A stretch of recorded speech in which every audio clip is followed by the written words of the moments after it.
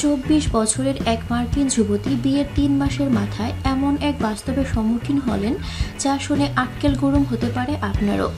যার সঙ্গে বিবাহ বন্ধনে আবদ্ধ হয়েছিলেন এই যুবতী বিয়ের পর পারিবারিক ইতিহাস ঘেঁটে জানতে পারলেন স্বামী সম্পর্কে তার দাদু হন। তার স্বামীর বয়স 68। বয়স তাদের সম্পর্কে কখনোই বাধা হয়ে দাঁড়ায়নি, কিন্তু বিয়ের পর স্বামীর ফ্যামিলি অ্যালবাম চোখ বোলাতে গিয়ে তার চক্ষু চড়ক গাছ। ফ্লোরিডার মায়ামি গোল্ডেন বিচের বাড়িতে রাখা সেই ফ্যামিলি অ্যালবামের পাতা উল্টে তিনি তার স্বামীর প্রথম স্ত্রীর গর্ভজাত সন্তানদের ছবি দেখে বুঝতে পারেন সেই শিশুদের মধ্যে একজন ছিলেন তারই বাবা, অর্থাৎ যাকে বিয়ে করেছেন সম্পর্কে তিনি তার ঠাকুরদা। এ বিষয়ে বৃদ্ধের বক্তব্য, শিশু সন্তানদের নিয়ে তাকে ছেড়ে চলে গিয়েছিলেন তার প্রথম স্ত্রী। অনেক চেষ্টা করেও তাকে খুঁজে না পেয়ে দ্বিতীয়বার বিয়ে করেন তিনি।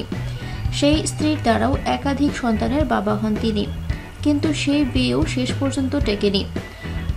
আর তারপরে 2015 সালে এই যুবতীর সঙ্গে স্থানীয় এক ডেটিং ওয়েবসাইটের মাধ্যমে আলাপ হওয়ার কয়েকদিনের মাথাতেই বিয়ের সিদ্ধান্ত নেন তারা। পরে থেকে আরও জানা গিয়েছে যে পুরনো সম্পর্কের জেরে গর্ভবতী হয়ে পড়ার দরুন মেয়েটিকে বাড়ি থেকে বের করে দেয় তার বাবা, অর্থাৎ যিনি কিনা তার বর্তমান স্বামীর সন্তান।